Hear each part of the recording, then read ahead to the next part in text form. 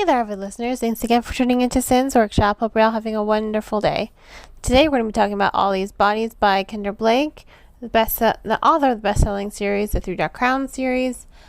And I have to say, as much as I did like this book in the end, I expected more.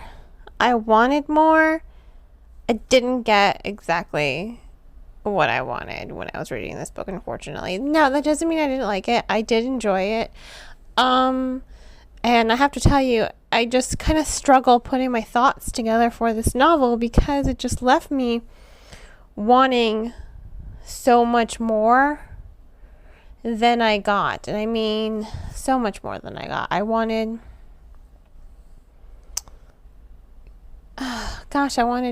more, I really, really did want more from this story. I don't know how else to tell you. I literally sat on my computer for 2 hours today just trying to figure out how to even write this novel, how to put my thoughts together for it, because as good as the story is, I did like the characterization, I did like the character dynamics, I did like how the story kind of starts in the backward. You can tell by the voice that our main protagonist, he is, I called him Michael in my YouTube review. Let me just look at my notes real quick to make sure that that's actually correct. Because I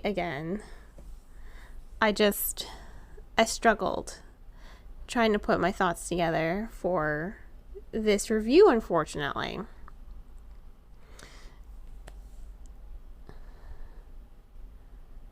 I was right. It is Michael. Okay. So, it's clear by the voice, by, the tone. Michael is telling us a story. He is telling us a story. He's a high schooler, and he's telling us a story of the bloodless murders through our, criminal, I guess you could say. Now, it has a really strong opening sequence. He's the son of a sheriff. He is going with his father to the scene of a crime, along with a bunch of other people, because they're on the manhunt right now. They're looking for a missing person. He sees her. He sees her in the house of a kid he went to school with. Their bodies are on the floor, surrounding her, and the only blood in the room is on her. I mean, she is drenched in their blood, they soon discover. And it's like, how did the blood get nowhere else besides her, How did this happen? So, it's a mystery. It is indeed a mystery. And it is a true crime inspired novel as well, I'll say that.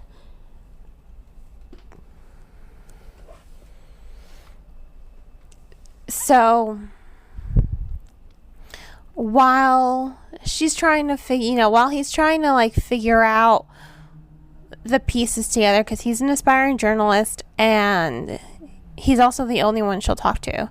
She won't talk to anyone else. She won't talk to the DA. She won't even talk to her attorney. She won't talk to the sheriff. She will not talk to anyone but him. She's like, okay, you want my confession? I'll give my confession to him and him alone. And at first, no one's really thrilled. They're like, he's a high schooler. He's a kid. She's like, you want my confession or not? Kind of thing. So it's like, take it or leave it. And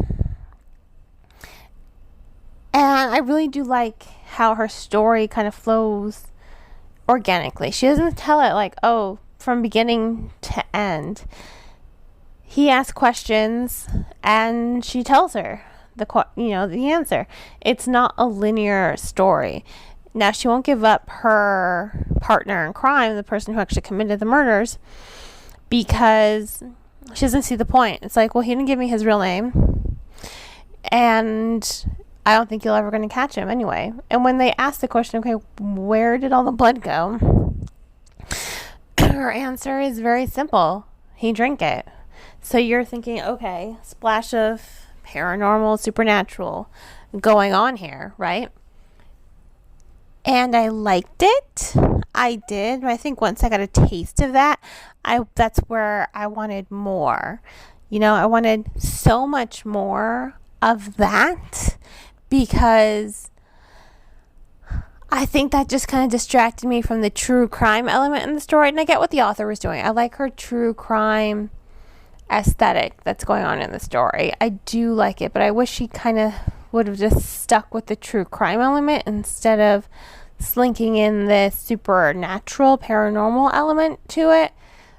And I think that that's what really distracted me because I am a huge fan of her Three Dark Crown series. I don't think it gets enough hype. So I think that's where I think that's where she lost me.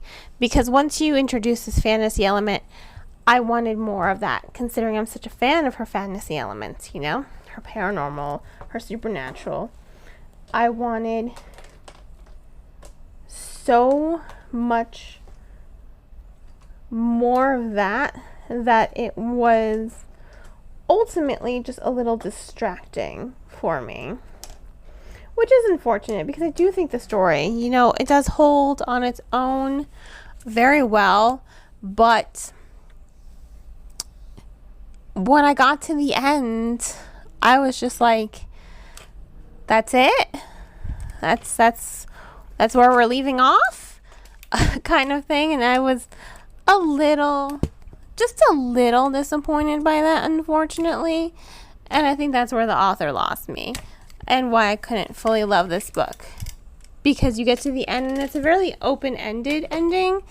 You're just like, okay, I need more. Like, I need to know, I need something more solid as far as the conclusion goes than what you're giving me. So, I was a little let down, I have to say. I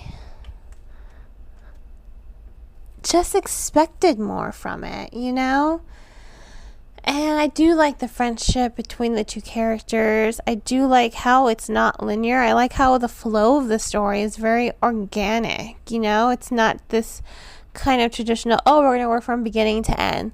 No, we're going to work from the beginning, in a sense. We're going to work from Michael's beginning, and then we're going to start with I believe her name was Catherine.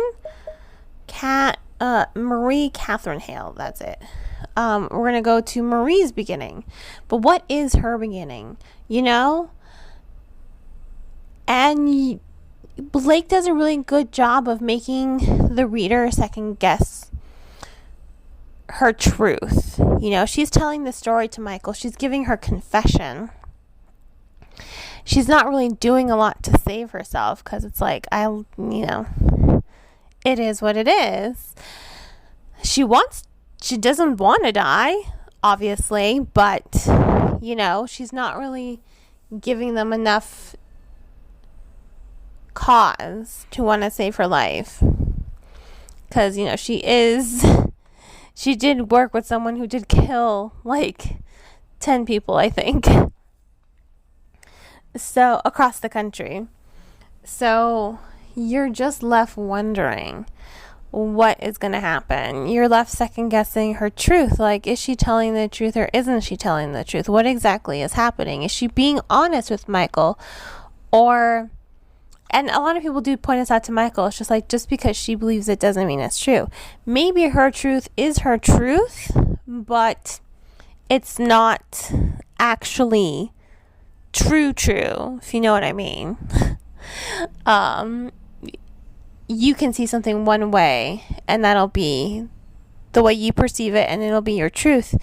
But the way others will see it, it's not going to be actually true. So, you know what I mean? So, I liked that mystery aspect. I like how we're trying to solve a mystery here. And I like the romance, or the friendship, rather, that does form between Marie and Michael. I do like their friendship. I do like how it's very organic, how it's very natural. It did remind me a little bit of In Cold Blood sometimes. I will say that. So if you are a fan of true crime, I think you're really going to like this novel. Just don't expect anything more than the true crime. And I liked the organic feel of the storytelling.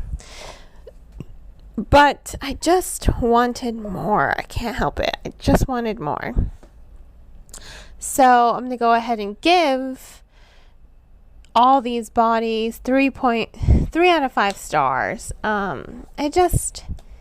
It left me wanting more. It left me kind of unfulfilled, but even though I did like it, even though I did read it from beginning to end, and I really wanted to know what this mystery was, it felt somewhat unresolved, so it left me wanting way more than I initially thought I was going to get. Please remember to support the author by purchasing the book from your local booksellers. Please remember to support your local booksellers. You can go on bookshop.org or indiebound.org to find a local independently owned bookstore near you. If money's tight, you can also check out the book from your local library. Please remember, all I ask is that you support your bookstores. I really do think that when it comes to books, we should give our support to bookstores, whether they be independently owned or Barnes & Noble and Books A Million. Just because you don't have a Barnes & Noble Books A Million near you doesn't mean they don't exist. You can order online. And if you are going to order online, go on bookshop.org, barnesandnoble.com, Books A Million, and support your local booksellers, because I am of the belief that we should keep our bookstores alive and we should support them as much as possible. And on that note, I hope you all will continue to support me here by liking this podcast and sharing it with all your book loving friends. Please don't also forget to subscribe. I hope you all have a great rest of your day, and as always, happy reading.